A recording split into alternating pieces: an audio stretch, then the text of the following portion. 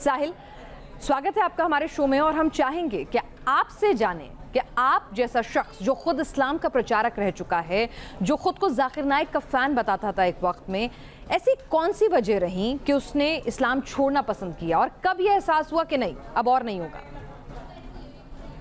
जी, बहुत बहुत शुक्रिया पिनाज जी। मेरे चैनल एक्स मुस्लिम साहिल ऑफिशियल की तरफ से मैं धन्यवाद कहना चाहूँगा न्यूज़ नेशन को कि आपने मौका दिया ताकि मेरी बातें जो है करोड़ों लोगों तक पहुँचे।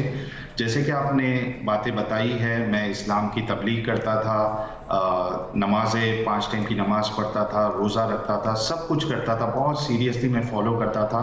और वो वजह ये थी क्योंकि बचपन से हमें जो भी मुसलमान होता है ये सब चीज़ें सिखाई जाती है और एक शुगर कोटेड वर्जन जो है इस्लाम का वो मुसलमानों को पता होता है, खास करके इंडिया जैसे देश में।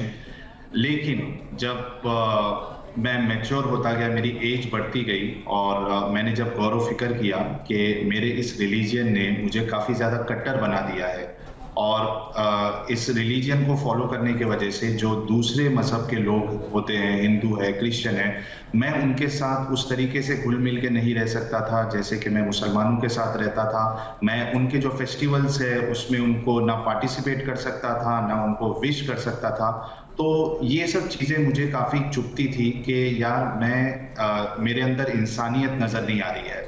फिर जब मैंने इसको गहराई से देखा, इस्लाम को जो इसके टेक्स्ट है, यानी जो मौलवी बताते हैं उस हिसाब से नहीं बल्कि जो स्क्रिप्चर में लिखा हुआ है उसको जब मैंने पढ़ा और उस पर गौर किया तो मुझे एक बात ये समझ में आई कि या तो मुझे इंसानियत को अपनाना पड़ेगा या तो फिर मुसलमान रहना पड़ेगा और मेरे लिए इंसानियत ज़्यादा ऊपर है रिलीजन से।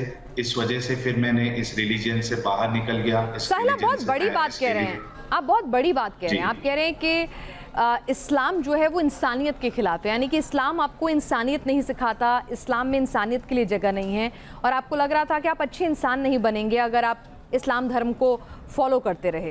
तो ये तो बहुत बड़ी बात है। ऐसी कौन सी वजह थी जिससे आपको लगा कि ये धर्म इंसानियत के खिलाफ है?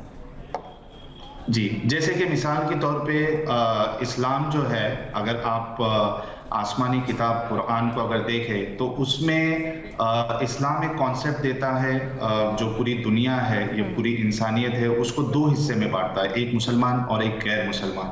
और गैर मुसलमानों के लिए कुरान में बहुत सारी ऐसी चीज़ें लिखी हुई है जो खुद हम एक अपने गैर मुस्लिम दोस्त को या पड़ोसी को बोलना पसंद नहीं करेंगे। गैर मुसलमानों को, काफिरों को कुरान में वर्स्ट ऑफ क्रिएशन कहा है, अनप्योर कहा है, नजस कहा है, कभी सूअर कहता है, कभी डंगर कहता है यानी जानवर कहता है। तो ये सब चीज़ें मुझे चुभने लगी कि मैं अपना जो दोस्त है, चाहे वो मुस्लिम है या गैर मुस्लिम है, उनके बारे में मैं ऐसी सोच क्यों रखूँ। और जब मैंने इसका मुताला किया, जो हदीस जो सेकंड सोर्स है इस्लाम का, उसमें काफ़ी शॉकिंग चीज़ें मुझे मिली। मिसाल के तौर पे अगर देखें आप तो सुनन इब्ने माजा एक हदीस की किताब है और उसमें ये ऑथेंटिक हदीस है, हदीस नंबर 3929, जिसमें रसूलुल्लाह के पास एक शख्स आता है और वो उनके कान में कुछ कहता है तो रसूलुल्लाह उसके बारे में कहते हैं कि इसको जाके कत्ल कर दो।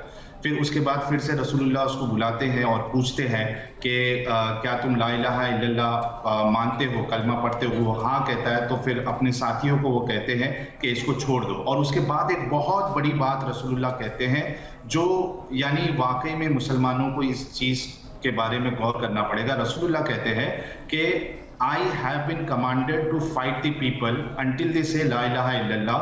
Then if they do that, their blood and wealth are forbidden to me.